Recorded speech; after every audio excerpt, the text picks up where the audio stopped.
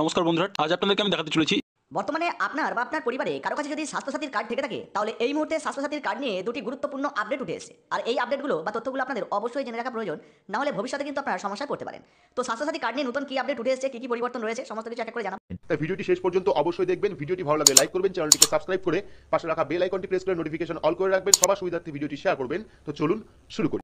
এবার স্বাস্থ্যসাথীর কার্ডে বড়সড় পরিবর্তন, দুটি বড় আপডেট আপনাদেরকে এই ভিডিওতে জানাবো। দেখুন, এখন থেকে স্বাস্থ্যসাথীর কার্ডের যে অ্যাপ্লিকেশন রয়েছে বা অ্যাপ, সেই অ্যাপে ব্যবহার করা হবে জিও ট্যাগিং, যার মানে হলো কোনো তথ্যের সঙ্গে ভৌগোলিক অবস্থানের সংযুক্তিকরণ এবং কৃত্রিম বুদ্ধিমত্তার প্রয়োগ। কোন রোগীর জন্য পরিষেবা কখন শুরু হচ্ছে এবং কখন শেষ হচ্ছে তার রিয়েল টাইম তথ্য যুক্ত হবে স্বাস্থ্যসাথীর মোবাইল অ্যাপ্লিকেশনে। হচ্ছে স্বাস্থ্যসাথী কার্ড দেখিয়ে আর বেসরকারি হাসপাতালে আর কিন্তু হাড়ের অস্ত্রোপচার করানো যাবে না, অর্থাৎ হাড় সম্বন্ধীয় যে সমস্ত অস্ত্রোপচার বা অপারেশনগুলো সেগুলো কিন্তু আর বেসরকারি হাসপাতালে এই স্বাস্থ্যসাথীর কার্ড দিয়ে আপনারা করতে পারবেন না।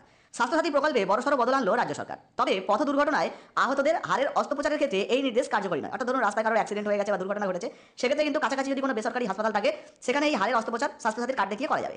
স্বাস্থ্য দপ্তরের নতুন নির্দেশিকায় বলা হয়েছে স্বাস্থ্যসাথী কার্ডে হাড়ের যে কোনো সমস্যার অস্ত্রোপচার করানোর সুযোগ মিলবে শুধুমাত্র সরকারি হাসপাতালে। আজকে আমার ভিডিওটি ভালো লাগলে অবশ্যই লাইক করে দেবেন, আর চ্যানেলে নতুন হলে সাবস্ক্রাইব করে পাশে থাকা বেল আইকনে